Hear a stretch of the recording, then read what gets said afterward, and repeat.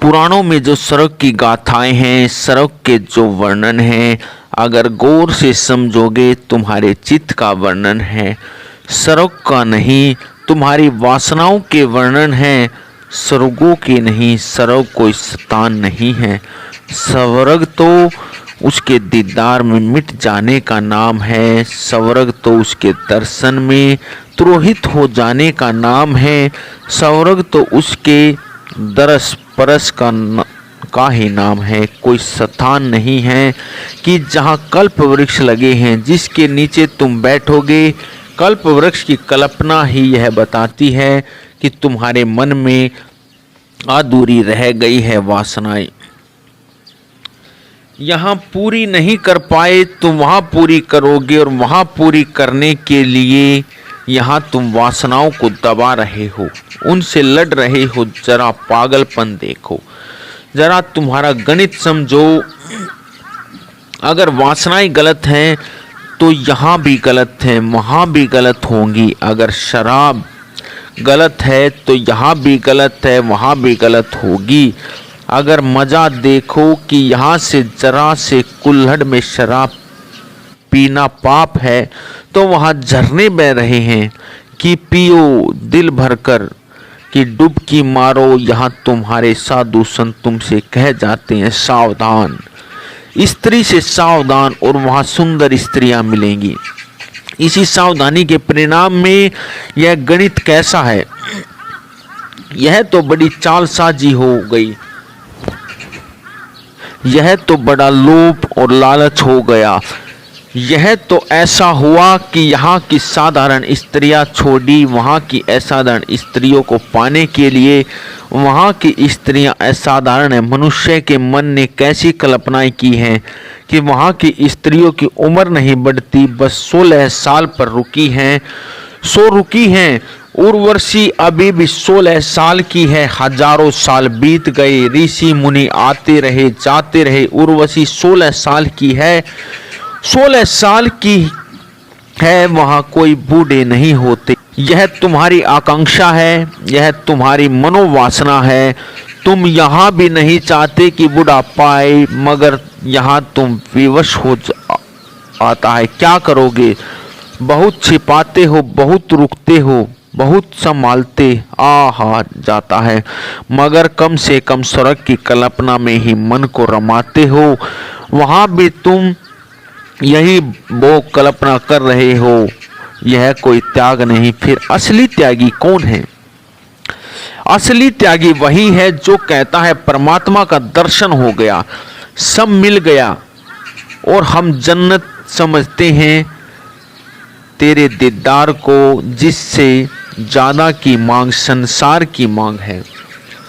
फिर तुमने परमात्मा से भी ऊपर कोई चीज अभी रखी है। तुम जरा सोचो, अगर तुमसे कोई कहे कि परमात्मा से तुम्हारा मिलन हो जाएगा, तो तुम कोई भी 3 चीजें मांगोगे। तत्क्षण तुम्हारा चित्त फेरिस्त बनने लगेगा। कभी बैठकर एक क्षण को सोचने की कि परमात्मा से मिलना हो जाए तो तैयार तो कर लो। फेरिस्त मांगोगे क्या? कम से कम 3 चीजों को तय कर लो, क्योंकि कहानियां हैं जिनमें कभी कभी परमात्मा से मिलन हो गया है लोगों का, और उन्होंने फेरिस्त तैयारी नहीं की थी और वही झंझट में पड़े, क्योंकि जो मांगा उसमें मुसीबत हो गई। गलत सलत मांग लिया, बिना सोच समझ कर मांग लिया। ऐसी बहुत कहानियां हैं। एक आदमी की इष्ट देवता के दर्शन हो गए और देवता जैसा पूछते थे कहानियों में, वैसा उन्होंने पूछा कि मांग ले 3 वरदान। और वह आदमी अपनी पत्नी से परेशान था, जैसे सभी आदमी परेशान हैं। तो उसने कहा कि ठीक है, यह मेरी पत्नी मर जाए। तत्क्षण पत्नी गिर पड़ी और मर गई। और जैसा पत्नी के मरने पर होगा तब गड़बड़ाया, क्योंकि पत्नी के बिना कैसे चलेगा? न साथ चलता, न बिना चलता, न पानी से दूर होने से ही पता चलता कि बिन चल ही नहीं पाता। तब उसे होश आया कि खाना कौन पकाएगा, बिस्तर कौन लाएगा, बच्चों की कौन फिक्र करेगा। मरे जाए, मुश्किल में पड़ गए। जल्दी से प्रार्थना की कि पत्नी को जिंदा करो। उसमें दूसरा वरदान भी खत्म हो गया। बात वही की वही, पत्नी जिंदा हो गई। इष्ट देवता ने कहा अब जल्दी करो, तीसरा मांग लो। उसने कहा अब रुको, अब एक ही बचा है, वह मुझे सोचने दो। और मैंने सुना है वह अभी भी सोच रहा है। अब एक ही वरदान मांगना हो। इतनी दुनिया की वासनाएं, इतनी कामनाएं कैसे चुनाव कर पाओगे? पागल हो गया होगा बेचारा। यह मांगो तो यह छूटता है, वह मांगो तो वह छूटता है। इतनी चीजें हैं संसार में मांगने को। तो तुम फेरिस्त बनना, कम से कम 3 का तो त्यार ही करना, क्योंकि पुरानी आदत देवताओं की है। वे कहते हैं 3 मांग लो, न 2 न 4, तुम 3 की फेरिस्त बनाना।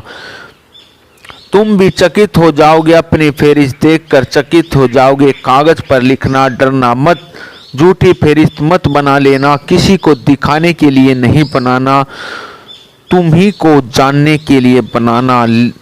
दिखाने के लिए बनाओ तो झूठी हो जाएगी। जो आता है मन में वही लिखना है, तब तुम्हें पता चलेगा परमात्मा भी सामने खड़ा हो जाता है। तुम शुद्ध बातें मांगते हो, तुम शुद्ध बातें मांगोगे, धन मांगोगे, पद मांगोगे, प्रतिष्ठा मांगोगे, भोग की कोई यात्रा पर निकलना चाहोगे, मांगोगे क्या और तुम्हारा त्यागी व्रती यही कर रहा है। भक्ति की कोई ऐसी आशंका नहीं। भक्त कहता है कि तेरा दीदार बस काफी है।